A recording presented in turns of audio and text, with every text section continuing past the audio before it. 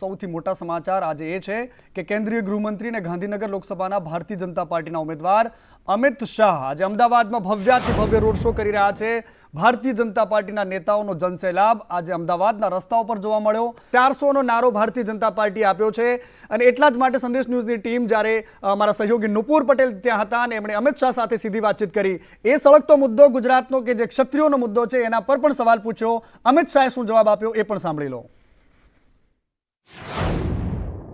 ગાંધીનગર લોકસભા અને એમાં સાબરમતી વિધાનસભામાં અત્યારે અમિતભાઈ પ્રચાર કરી રહ્યા છે, ચૂંટણી પ્રચાર કરી રહ્યા છે અને આ બાજુ હકડે ઠઠ જનમેદની દેખાઈ રહી છે। અમિતભાઈ, સાબરમતી લોકસભા એમાં પણ રાણીપથી શરૂઆત કે 7 વર્ષથી જ્યાંથી આપ શરૂઆત કરતા આવ્યા છો અને આ હકડે ઠઠ જનમેદની ગૃહ મંત્રાલય સંભાળવાનું, સહકાર મંત્રાલય અને એની સાથે સાથે વિધાનસભાની અંદર પણ સૌથી વધુ હાજરી આપનાર આપ સાંસદ કદાચ એ જ પ્રેમમાં દેખાઈ રહ્યો છે।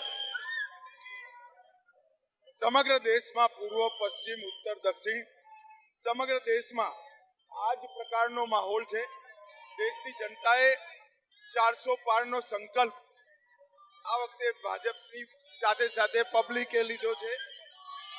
બધી જગ્યાએથી નરેન્દ્રભાઈના આશીર્વાદ અને સમર્થનના નારાઓ સંભળાય। 400 પ્લસના સંકલ્પ આપણે વ્યક્ત કરી રહ્યા છીએ। 400 પ્લસ નરેન્દ્રભાઈ પણ કહી રહ્યા છે અને એમની સાથે એમના હાથ આપ મજબૂત કરી રહ્યા છો। દક્ષિણમાંથી રેવંત રેડ્ડીનો અવાજ ઉઠે છે કે 129 સીટો ઉપર ભારતીય જનતા પાર્ટી દક્ષિણમાં ક્યાંય નથી, એમને શું જવાબ આપવા માંગશો? 4મી તારીખે દૂધનું દૂધ, પાણીનું પાણી થઈ જશે।